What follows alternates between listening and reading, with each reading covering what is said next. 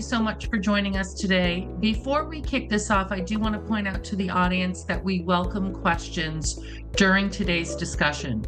Please post them in the Q&A section at the bottom of your screen, and we will get to those questions, time permitting, at the end. So I'd like to now turn this over to Steven Saltzstein, Force Family Office's CEO. Thank you, Callie, and thank you everyone for joining us today. We really appreciate you taking time out of your schedule to be with us. So we have a fantastic discussion for you. If you know anything about NextTrip, it was in an incredibly distressed situation during COVID, and brilliantly found a way not only to survive, but to basically reset the entire model of travel, vacations, the travel agency business by combining both media and travel together. And it is a brilliant model. And Bill and Richard, I can't congratulate you enough for hitting on it. I mean, it's just incredible. So with us today, we have Amy Proost. So Amy joined NextTrip from Book It. And just to give you a sense of what really just brilliant entrepreneurs Bill and Richard are, is Book It was it wasn't the top, but it was one of the top kind of travel agencies before COVID. I think, Amy, it was kind of doing maybe $500 million a year at its height, wasn't it? Yeah, it was doing 500 million plus another 50 million top line revenue with Expedia. Yeah. And Bill and Richard were able to kind of wait this thing out, and they were able to grab all the assets of the company, including their chief revenue officer, Amy Proost. Woo! So, I just think this is such a great entrepreneur story. And, I'd love to go in it. I'd love to understand, what Book It was all about, how it was successful. Bill and Richard, how you ultimately were able to acquire the assets and what it really means for NextTrip now. So Amy, if you don't mind, can you kind of, take us back to the beginning? I mean, what was the original vision of Book It? Yeah, so just to give a little background, I've been in the travel industry for 30 plus years, mostly on the tour operator and OTA side. So at Book It, I had been at Book It for 12 years prior to COVID. The last 6, I was VP of sales. Book It was very much, when I started there, they were very much like the Southwest of online travel agencies, right? They were very big in certain pocket US destination markets, Hawaii, Orlando, Panama City Beach, Myrtle Beach, very sun and fun. And they opened up Mexico, Caribbean, and really kind of became a monster there. They built the back-end system to speak all-inclusive, which was really important, and a lot of the other extranets did not. So in other words, pricing per person per night versus our domestic markets, which were per night. So we really started to grow in that space. And as we kind of started to analyze our EBITDA and our revenue, we realized that the money was in Mexico and Caribbean. So we took all of our initiatives and all of our marketing spend, and we went all in on all-inclusive. So we were still very much selling domestic US, but we were doing it through Expedia as an affiliate partnership. So we were white labeling everything, which was a good move for us. So when I took over VP of sales, that was kind of when we made that move. And we ended up just significantly growing the business. Really focusing on those markets was a winner for us. The technology really did play a huge piece, and the relationships with the partners. Believe it or not, that amount of money was done off of probably 75 key relationships across those markets. We had about 500 contracted hotels. We had air, packaging, all the things. And then we had some very unique value propositions that made us very different. But our biggest glory really was the co-op marketing department. My first couple of years as VP of sales, we were able to grow it from 1 million to 10 million, leaning on some of the back-end technology things that we built out. Can you help people understand, so where did it fit in the ecosystem with, the Expedias and Kayaks of the world? And also, can you, how does it compare, at least the thesis of the business model, with NextTrip today? So we differentiated ourselves from Expedia, Priceline, all the guys that were big back in that day because we were very laser focused, right? So we kind of flew under the radar a little bit, which you kind of need to do when you're out negotiating, especially in a rate parity online world. So we really held that to our benefit. And then again, a lot of the technology pieces made us very quick, nimble, and different, right? Relationships were key along with that technology. So really understanding how to work with the partners, how to be deal centric, and then just finding ways to maneuver, right? So if hotels wanted to get in line and do rate parity, then we would get together as a company and decide on the back end, what could we build out to, overcome these objections. And we just continue to grow that way. And with Bill, NextTrip, I'm sorry, go ahead. no, what were you going to say? With NextTrip, we brought the platform over knowing that it had all these capabilities that still didn't exist in the space today, but also knowing that some of our biggest mistakes were not utilizing them, right? We did not diversify our business. So when something like COVID happens, it can take you down, right? So there was opportunity because of our technology for us to get into the white label space, in particular with hotels. We had a bunch of big chains that wanted to use our system so that we could white label and package their direct business for a Flight Plus hotel. Things like that our owner felt like he didn't want to get into could have potentially saved the business. And moving over to NextTrip and talking to Bill about his vision, the technology really fit everything that he wanted to do. So I think people need to better understand. You keep talking about relationships. Yeah. And so are you talking about relationships in the sense that you were able to create these white label relationships with these key suppliers, or what part of the business were the relationships so important to? Well, they're important because, Who are they with? Who are they with? all of the big chains across Mexico, Caribbean, right? So at the time, AM Resorts, now Hyatt All Inclusive, Riu, Playa, Blue Diamond, all the big players across that space. The relationships there are important because, believe it or not, the hotels have a very much love-hate relationship with Expedia, right? And even today, going out into market, they want to diversify their inventory. They are very much looking forward to a player like us coming into the space and kind of helping break that inventory up so it's not owned by those When you big. say a player like us, you're talking about NextTrip? Correct. In the OTA and the tour operator space, yes, correct. So do you think, is the plan to kind of, is the business right now generating a lot of revenue? I think it's about ready to. I think we're in a position now where we feel comfortable going a bit bigger on our marketing initiatives. But more importantly than that, we've been acquiring these fast TV channels. And this is really going to help us build our own lead gen to try to drive that traffic in, right? If I were to tell you today that we were starting an OTA, everyone knows the margins are small and it's a volume game. And if our strategy was to go out and compete in SEM, you would walk away. You're talking in initials.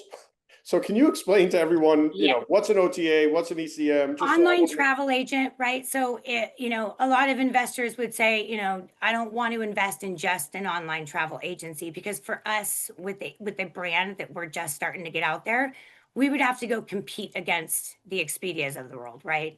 And that's a bidding game for traffic at the bottom of the funnel. Right. So where Bill was really Your smart, commodity. exactly. So where Bill was really smart was he was looking and had a vision to buy that lead gen, right? To bring in an audience from a different format. Yeah. Sorry, something. Oh, no. I'm shaking my head in disbelief at how brilliant it is. Yeah. And this is why the hotels, even just getting back from a trip, why they're so excited about us is because they know that we've got something very different here and that we are bringing in new eyeballs and new audience to this space that doesn't already know where they want to go. Right. Yeah. So from your perspective, so you've been, talking to these relationships, and you mentioned it a little, but can you go into more detail about what are they excited about? Well, they're excited for another distribution channel. Right. So like I mentioned, they definitely have a love-hate with the bigger guys, and they don't want all their inventory into that one bucket, right? Right. Any big chain, especially post-COVID, should be doing about 30% direct business. Post-COVID, most of these hotels put a lot of emphasis on driving business direct, but it's going to be very hard for some of the medium-sized hotels or smaller hotels to compete with the bigger hotels, right? So they're excited to have a marketing arm like us come in and be in this space. Furthermore, and also on the tour operator side, furthermore, they're excited about the fact that we are becoming a big media and advertising company, right? So we are not just a distribution channel. So we are offering ways for them to grow their brand direct and create heads and beds, right? With this program that we put together and with the marketing plan that we're out selling, we remain brand agnostic, right? A rising tide lifts all ships. So they are allowed to come to us to get into these campaigns and transact direct, meaning that our click offs and all of our call to actions can go directly to them, or they can go to the NextTrip site to transact direct through us. So they have two ways to kind of do this. So we're not just helping them fill their hotel rooms, but we're also giving them a way to help grow their brand and business direct. At its height, pre-COVID, the Bookit was doing $500 million a year. Yep. I mean, do you think the opportunity is smaller than that, which is fine, you know, being more, or could it be that big or Oh even bigger? no, much bigger. I think the opportunity to grow past that, had Bookit.com stuck around and just stayed in the all-inclusive space, no. Our owner was very anxious to sell, and I think that that's some of the reason why they ended up in the situation they ended up, right? He was pushing very hard to grow his EBITDA the last couple years, and something like COVID, when you're spending too much in marketing, it's hard to rebound from that. But no, with what Bill and NextTrip have built out, it does allow us to diversify, right? So take the booking engine, for example. The fact that it could do 500 million a year, no problem, homegrown system, all the bells and whistles, gives confidence in the fact that, you know, it can sustain that here plus some, because we've put a lot of work into it as well. But we're building something much bigger here. So what we're looking at in the form of business coming in direct through tour operators, through our tour operator platform or the OTA platforms, NextTrip and 5-Star, it's a drop in the bucket to the revenue that we're also going to get from the other channels like the media channel and Journey TV. And maybe Amy, just kind of touch here on the ability for us to do branded content for partners that we're close with, you have relationships with, original content to push on the media side. And I've got, I think Tide is up that I can show a bit on Tide. Yeah, I wanted to talk about Tide, so I'm glad you have it up. Yeah. Yeah. So basically my sales team and I are out selling two different components right now to the media and advertising stuff. So one of them is buying a campaign that combines top of funnel traffic and advertising along with bottom funnel, right? So we built out a campaign that kind of matches our ecosystem. So half of the marketing elements will be buying branded blocks through our TV shows on Journey. The reason that this is very unique and different, and we'll get to the digital stuff, but our partners are not just buying commercials, right? They are able to sit down with us and pick out content from our shows that kind of fits their brand. And then because we own the TV channel and it is fast TV, we're able to put those shows in primetime hours and really drive exposure. So they can basically own 60% of a show or an episode or a series for an entire month. So we've been out selling it as, which it is, it equates to 24 hours of media time per month. Along with that, they get a set amount of impressions across the bottom of the funnel. So consumers that are more ready to book are, like, you know, on the websites, on 5-Star Alliance, on Travel Magazine, or on NextTrip. And then they'll get ads through those channels as well. But I think the thing that got our partners across Mexico and Caribbean really excited is they also get access into our emails. Part of the acquisition with from Bookit to NextTrip was the 1.5 million database. So that's been scrubbed, stood back up. We're emailing those customers. And then 5 Star Alliance brings a very nice database with them as well. So they get media, branded blocks across the Journey TV channels. They get all the ads across our digital platforms. And then on top of that, they get inclusions in our email, very targeted to their customers. Bill and Richard, how did you look at Book It at its height? And then, what did you think when you were able to grab the assets, essentially out of bankruptcy? Well, first of all, when we looked at it, I was overwhelmed with some of the things that were built into the Book It system that I had no idea were there. And if we have time, I really think that we should get Lori in to take you through some of those things, because there's some amazing features that I would have never thought of in terms of going forward. What the second part of it was, Steve, was the obvious. It went into bankruptcy. Lots of good companies go into bankruptcy because they run out of money for some reason. Pandemic is a real major reason why a lot of companies ran out of money to go forward. But what became very obvious in looking at the Book It financials was the money that they were spending to try to compete with Expedia and Priceline. And those companies are spending $5 million a day, bringing people to the bottom of the funnel of their websites and causing transactions to take place. And I just felt that that was a game that we couldn't win. And so out of that, the genesis of the model that we have, including Travel Magazine and Journey TV. Yeah. Can talk about some of the things that are built into the technology that surprise you. I don't know if you should talk about it or Lori should, but Is Lori here? I think Lori would do a much better job than I would. So I agree. I think there's 5 things that Lori's going to kind of go over really quickly, so we don't spend too much time. But there's 5 things that were game changers for us, and I want everyone to kind of understand the reason that these were built out is we were a smaller company, right? So someone like Expedia wouldn't probably build these things out because they're Expedia, right? So if a hotel was asked to participate with $1 million more in co-op, they're probably going to get it. We had to maneuver and find ways to build out different things on our system that would allow us to grab some of that incremental marketing stuff. There's 2 other things that I think Lori will talk about that we've done since the acquisition at NextTrip that I think are amazing on the back end as well. But Lori, I'll let you.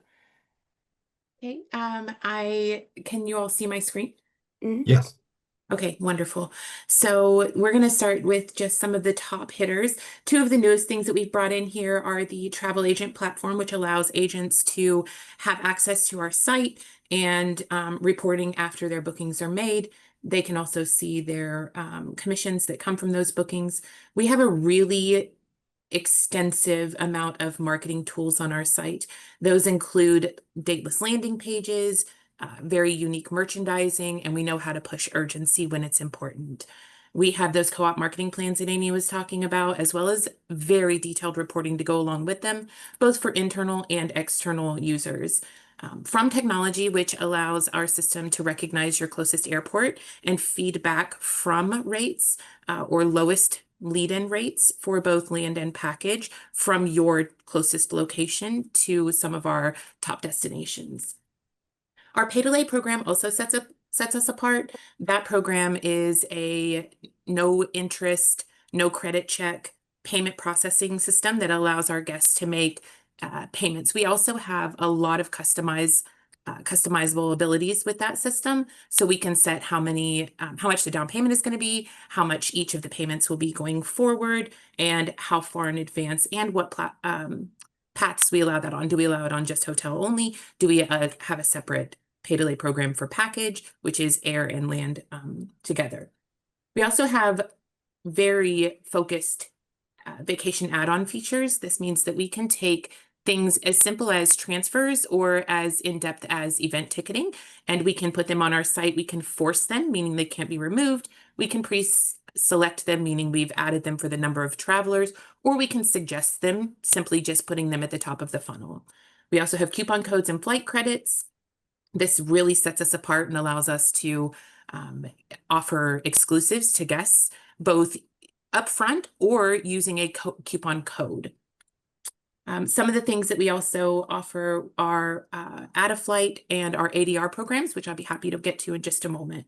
So with our pages, we have unique content, we also have unique creative, and we have ad space. Some of this is internal we can use, or it can be sold in the programs that Amy was explaining earlier. Lori, can I interrupt you for 1 second? Of course. I just want, so Bill and Richard, can you talk about how you see revenue and profitability going forward, in the sense that, you know, what Lori's going through are very important but very micro details, the things you need in order to ultimately finish up a trip and make it a profitable transaction. But can you talk about the revenue from media, the revenue from these other things that kind of like really lay on top in regards to profitability, just so people could get a picture of the vision of the company in the future? Sure. So first of all, Steve, the margins in the media side are much, much higher than the travel side, literally 9 to 10 times higher. So by focusing the company on media first and capturing people into our ecosystem, what we're doing is we're working out at the rich end of the spectrum for the company. And what's really important about that is that's where you're going to see the fast growth in this company. When we took over Journey TV, we were talking about 17 to 20 million viewers. We're launching with KC Global Media a Journey TV channel into Asia on December 1st. That will move us into 200 million viewers. And then we are concentrating on a strategic partnership relationship going forward in Europe. And so I think by the time we get into December, we're going to be largely a global company. And the packages that Amy is outselling at $25,000 are going to move into $250,000 packages, and we'll be making money in daytime and in nighttime because of the side of the world. We're moving pretty quickly here. The kind of the guys involved on the media and technology side, in addition to the people that came over from Book It, had been in the gaming space. They'd been at Electronic Arts. They'd been involved in some of the big ecosystems and gaming systems there. And they're the ones that kind of have this overlay technology that allows us to move the consumer, not just through conventional ad breaks, but through screen overlays that engage, they never disrupt the show that the consumer's watching, and move them into a booking transaction. There's no one that we think of or are aware of out there that's actually doing this.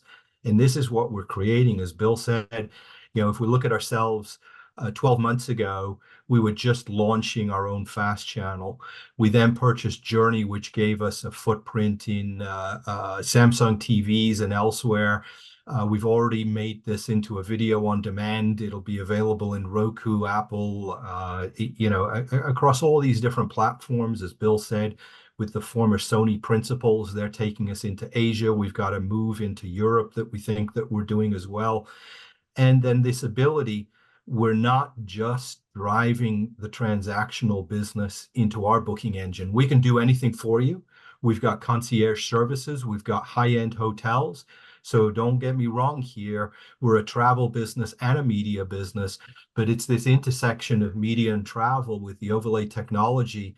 And if Expedia wants to pay us, or Royal Caribbean wants to pay us to drive the consumer into their booking funnel, into their booking channel, their booking engine, we'll do that for a premium. This is the beauty of it. And this is why we're scaling up to tens of hundreds of millions of users, in a short form, because this is where the consumer is getting their inspiration. Virtuoso, I think, just came out with a forward-looking that now they are seeing video is driving conversions, driving travel, that's where everyone's getting their inspiration from. And this is the funnel, the first mover. And by God, we're going to have a huge catalog and inventory and platform deployment before the end of the year. Can you talk about some of the original content? I mean, we spoke about Tide, and that kind of, is one area, but you're working with bona fide television stars, from my perspective. Yeah, I think this is Lori, maybe. Sorry, Sure. Amy, touch a little bit upon Yeah, I that of mean, what we've. they're celebrities to me. They Yeah, me too. Exactly. Yeah, me too. Me too. It's funny because I sit with the hotels and I'm like, if you don't watch Bravo TV, you're not going to get as excited as me. But aside from Tide, which is super special, and it's great that we're on this call today because I actually had a phone call with C Cloud, who purchased the first episode that we'll be filming with Chef Ben. They've bought a second episode already, and that will be featuring Chef Rachel, and it will be a cruise on Sea Cloud across Sicily. That's going to probably film in September, and she's got a third one for me. So she called me this morning. So we are quickly moving to the finish line on this particular series. And there's a good chance they might just buy the whole thing, right? So every episode will be a different Sea Cloud cruise with a different celebrity chef. So obviously, for those of you that know Below Deck, which is a Bravo reality TV show, then you'll know Chef Ben and Chef Rachel. But we're really excited about this. This is going to be a hit for sure. But there's a When ton. Journey first launched 5 or 6 years ago, it was a huge success on Samsung, and it was because it was a mix of blended licensed content and original content. And when we acquired Journey, we went out and got the production team that did the original content for them. They're Emmy Award-winning people that do this kind of content that Yeah. have joined us full time, so that when C Cloud came and had this concept, we were able to put it together so quickly with some of these others. Amy's got some very interesting projects that she's out there selling now. Again, showcasing resorts, showcasing destination weddings, all kinds of things. Yeah. Do you want me to kind of talk about the new show, Stephen? I would love to. Yes, please. Okay, so we just curated a new series called I Do in Destination. And this series will be focused around destination weddings at the property. The concept here and the real buzz here is how we're going to find the bride and groom, right? We're going to be using our social media platforms as well as Jungle Creation, who is our social media PR company. They reach over 150 million people in conjunction using the PR teams at the hotel. The idea is we go out, we do a big PR blitz, we find the couple, right? The couple has a few months to pack, invite people, and then they will be on property getting ready to get married. So believe it or not, there's a lot of people out there that are chomping at the bit to be on TV. So we don't think there's going to be any shortcoming of applicants that come in through this. For the hotel, this is huge, huge exposure, even though there is an upfront cost, because they get to showcase their weddings, their resort. And this is a piece of business that every hotel wants, right? And it's also a very competitive one. On top of that, the couple will get the wedding for free. Obviously, they will pay for the episode. However, the chosen couple will bring guests with them, which helps my sales team kind of offset the cost of filming this show. But the biggest piece of this, the part I'm most excited about, is we are in conversations with Ben Higgins from The Bachelor to host this show.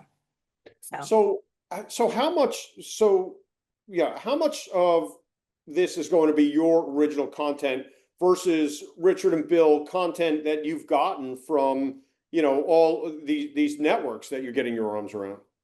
Well, we've announced the Sea Cloud series, the Tide. We announced 6 other shows that are going into production. I don't know that we can say exactly what the blend will be. The vast majority is still going to be licensed content, but the original content will probably have 10 or 15, or I think actually we've got 26 that we're hoping to have for next year, 26 or original series up there. And we're also, one of the targets and relationships that we're trying to build in Europe has a lot of original content, not licensed content, that we think we may be able to bring into our library before the end of the year. So maybe a little bit more original content. I mean, if you are the legacy travel companies, I mean, be it anyone from Expedia to Kayak to Marriott to whoever, and you guys, it seems to me you guys are fighting on a different level, meaning they are killing themselves on social media. They are competing like no one's competed before on social media. But you guys are like up on a different level, doing something nobody else is doing, and therefore enjoying these incredible margins. Yeah. Is that fair? Is that a fair way to characterize it? Yeah, I think that's a very fair way to characterize it, Steve. And, you know, just a little tidbit that I always am interested in throwing out there because of the fact you, as a CEO, you want to promote your own company. But I get a kick out of the fact that the Travel Channel with 90 million viewers was just taken over for $1.2 billion. And we're sitting here putting together a program where we think we can go into 250 million viewers with interactive capabilities and real travel expertise behind the company. So that's the part that excites me the most in terms of where we're heading to and why all of these features, like Lori was taking us through, are so valuable when you get a customer and they drop to the bottom of the funnel and they want to transact with us. Yeah. Yeah, no, it's amazing. Let me ask you a question, Bill, or Richard. Like, when did you realize? I feel like you had something before you knew you had it. Meaning, I feel like you had this media kind of outlet before you realized, oh, this actually could be an amazing business. I think Bill had talked with one of the early founding investors with him, that kind of said, no one is doing this approach. No one yet is engaging with the new consumer, the 25, 30, 40-year-old. They're the streamers, right? They're living on this type of content. And this is exactly the flywheel system that we're building. And so that's where we started getting excited this spring, is when we were able to move what we were doing with Compass and the build out of it to acquire Journey.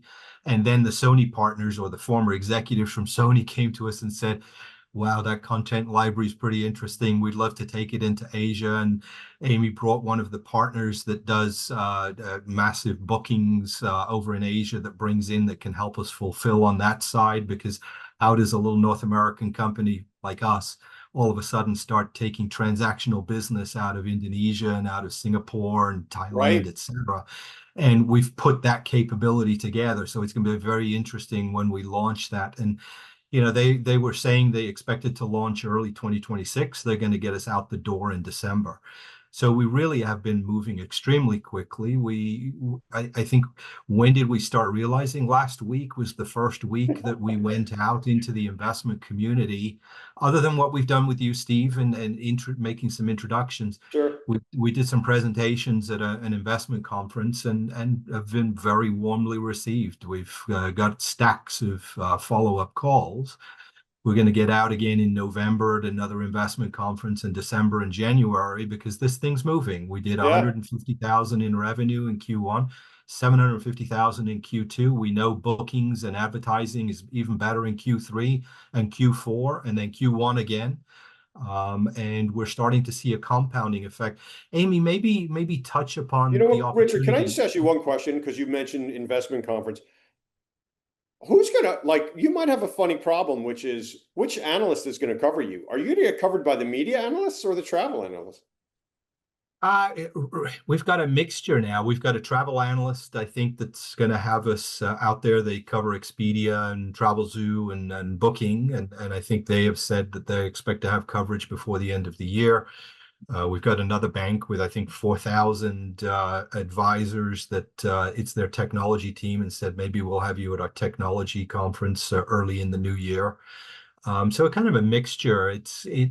We're going to be a difficult one for them to model, because do you use this as a comparison just in the travel space with travel transactional business or media, or is this just a technology play in the growth and the opportunity? Because again, I say, you know, we are the hunter. We've been doing acquisitions. We've got a list that we're still looking at and looking to add here.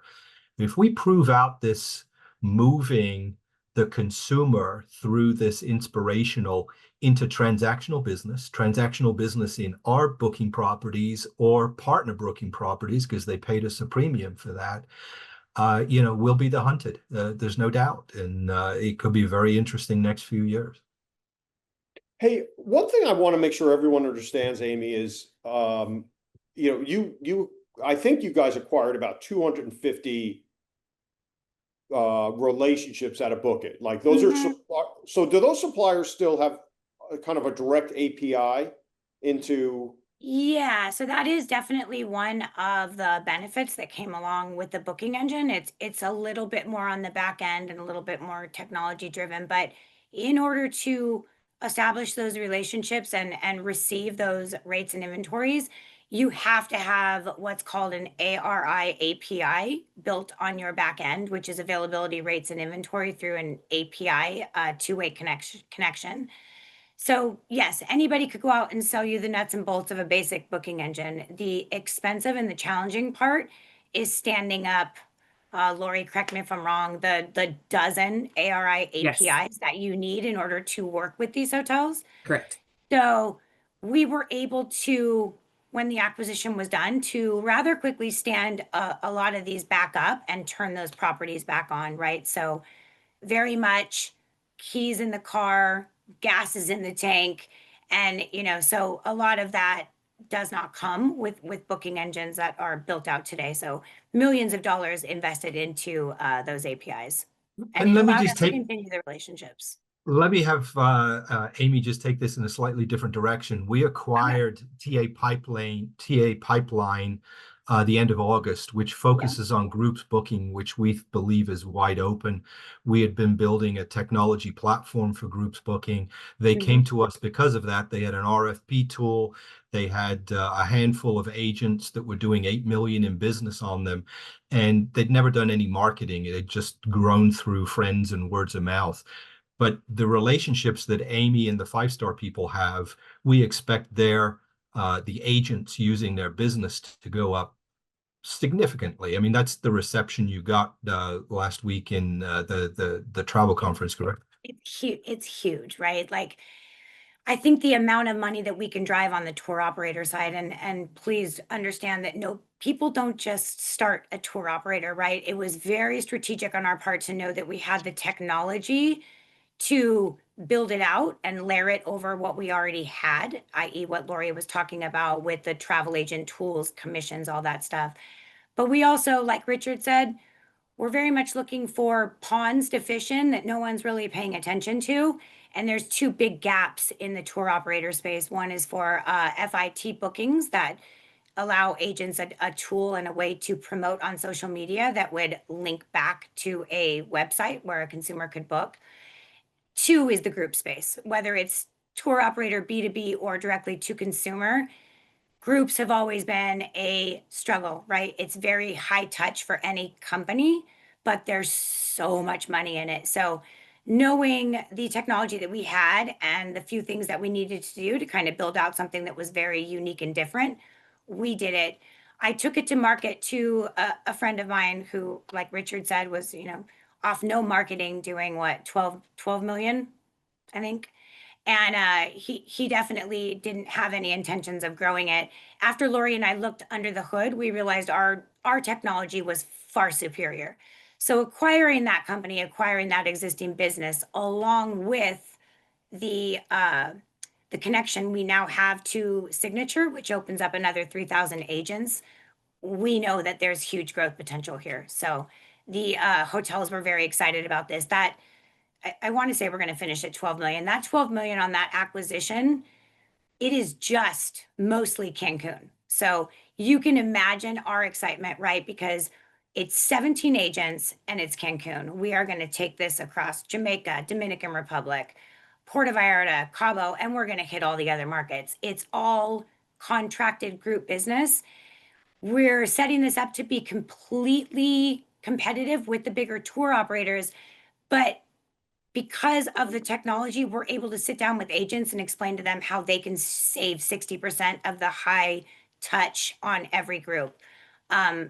Lori, you can kind of explain a little bit about the technology, but really what it does, Steve, is it takes everything that's going to be part of the group and bundles it into one URL, including pre and post dates, activities, insurance, and it just makes it extremely seamless where, groups today, contracted groups, are very high touch. So we know there's a huge opportunity here for us. And still also very customizable. The agent can do as much or as little touching they want. They also can pass on booking links directly to their guests, and they never have to take a credit card. Also very compliant. That's great. That's incredible. What do you guys, so you also have this list of what, 1.5 million, I think it's 1.5 million. I don't want to overspeak. Consumers, I mean, emails. So how does that fit in? I mean, it fits in great because it's an audience that we're tapping into, right? So, and again, we're also leveraging that and using that for our marketing and advertising campaigns. So yeah, it's about 1.5 million. On the 5-Star Alliance side, believe it or not, a lot of our partners get excited about this, and especially in the cruise space, but their database is much smaller, but it's very loyal. They've got 125,000 opt-in subscribers, but they've got a 30+ open rate and a 23% click-through rate.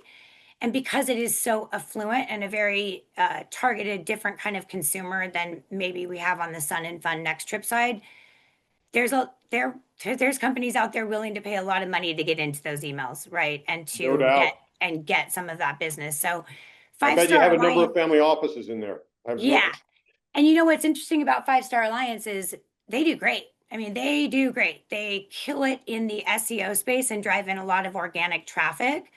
What they didn't have is ads pulsing through their platform. So now that we've built that out, we're able to continue to grow it and use it as an online travel agency, but also incorporate it into our marketing initiatives. And you would be surprised at how much that's worth to some of these partners that have a very high-end product, like Sea Cloud is a prime example. Right. You know, there's a bunch of audience questions, so I want to get to them. Yeah. So Callie. Yes, I'm here. Okay. Take it away. Thank you. Okay. So is the concept with all of these different verticals to make 1 + 1 + 1 = 5 as you cross-pollinate them? Well, I'm going to say it's 1 + 1 makes hopefully 10, not 5, but yes. And I wouldn't really say it's multiple verticals. It's really, we simplify this and break it down. It's the intersection of media and travel. It's the media side is the funneling system and the travel business. Yeah, there are little niches within the travel space, but that's it. From an investor perspective, it's very simplified. Right. And then which segments of the industry are growing the fastest, and how have you positioned your business to capture the market shares in those segments?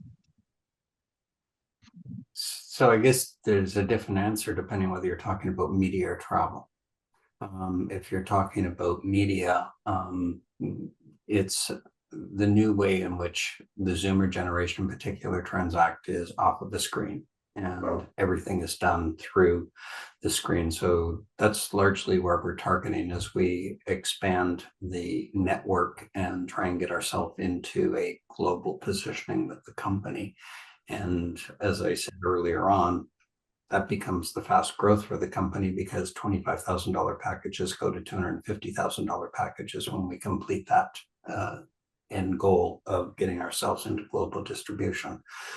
On the travel side, as Amy talked about, we really are focusing largely into the Caribbean and Mexico at this point in time. There's a lot of desire to move in that direction.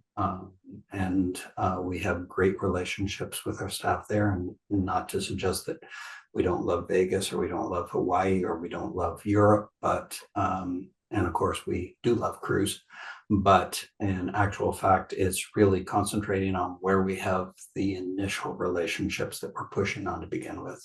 Is fair comment, Amy? Or So fair. And it's a great ADR margin market, right? So you get into markets like Vegas and a lot of the domestic US markets, and hotels are decreasing margins, not in that space. That is a carved out space where you can still get 25 to 35% margins, right? So there's enough room for us to play there for sure. And that's got to be where we start so that we can kind of grow from there. We still sell everything else. We have product worldwide. It's just that some of the other markets are turned on through affiliate partnerships, which is like Expedia. Great. And speaking of, anyone who has had an issue when traveling on an Expedia booking knows how frustrating customer service can be. How are you differentiating yourselves from a customer service standpoint? I mean, I'll take that if you guys are okay with me answering that, but we definitely are building a call center team, or I would like to call them destination specialists that are US based, right? And we're not carrying the overhead that we did. Like if you look at companies like Book It, part of the problem was we were building this fancy call center. We are taking travel consultants and destination specialists that work from home that know their product, and we're really focused on that because it is a key piece of growing our brand, is making sure that we have that call center piece that differentiates us from the competitors. Same thing that Richard kind of brought up with KC Global Media. We are not equipped right now or have the bandwidth or the platform to go open up a call center to service other countries. And so we have relationships in place, and we're able to kind of turnkey do the same thing in Asia, and we will do the same thing in Europe. Great. And do the economics change much if a traveler books with NextTrip versus directly with, C Cloud, Marriott, etc.? No. We very much live in a rate parity world, but that does not mean that with certain chains or even with us, that if you become a member or log in as a member, you might not have special rates. This is part of the reason why in the travel industry, it's so important to have good relationships, right? Because good relationships come with those kind of deals. We consider ourselves to be deal centric. We leverage our relationships to make sure that we're equal to or better, even if it's logged in through an opaque channel or you're booking flight plus hotel. But because of all the marketing and the advertising elements, we can really emphasize that we believe in rate equity and not necessarily rate parity, right? The human touch will never go away with our company. And I think it's diminishing with the bigger companies like Expedia. You have to learn their algorithm and you've got to log in and bid for your placement. At NextTrip, we're going to continue with the, you can pick up the phone and call somebody from my team, and we're going to make sure that we work together on something mutually beneficial. And that goes a long way. So. Thank you. The Q2 numbers look great. Does NextTrip intend to spend money and keep adding product lines? If so, when would you forecast being cash flow positive? So yes, we're continuing to spend money. We're continuing to add new product lines on both the media and on the travel side. We had great growth between first quarter and second quarter. We'll see that continue into the third quarter and fourth quarter. We think that we can be moving ourselves into cash flow positive with this company somewhere in the next 1 to 2 quarters. Thank you. And how do you control media production costs to ensure high margins for your programming? I'm going to let Amy take that.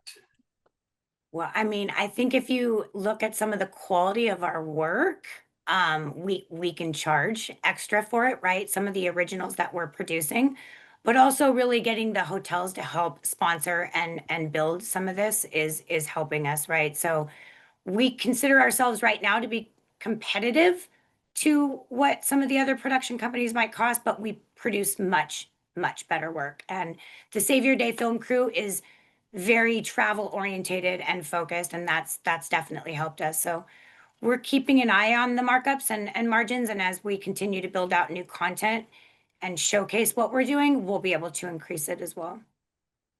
Great. And we have time for one last question. In your opinion, is there a certain number of eyeballs inside your network that may make NextTrip attractive as a potential acquisition to larger players like American Express or Kayak or major cable or streaming stations? It's an interesting question. And what they used to say in the traditional media television platforms, once you got over 40 million viewers, you became very attractive to the big players to come in and want to take you over. The fast channels solution is different from the traditional networks in that the numbers can be ramped much larger, but my belief is that what we're putting together here with our target into Europe and our relationship with KC Global Media, we're a force that people are going to be shocked and amazed with when they start to figure out that we're reaching into 200 million, 250 million, 300 million viewers. And so I would suggest to you that we're probably getting to the point where we're going to turn a lot of heads over the course of the next 6 months. Well, that concludes the questions. And for the audience, if you have additional questions or want to learn more about this, please reach out to me. Everyone has my email address. I'm happy to facilitate that with the team here. And Bill, Richard, Amy, I want to thank you. And if you have any final words, either of you, for the audience before we close out, the floor is yours. Well, I think that the only final thoughts I have is that I am really excited about the board of directors that have come together with us. Our team, like Amy and Lorianne, that you get a feel for how in-depth and knowledgeable they are in terms of trying to drive our company forward. And I think that we're starting to make a lot of waves in the industry and more good to come in the very near future. Thank you, everyone. Thank you, team. And I hope everyone has a great day.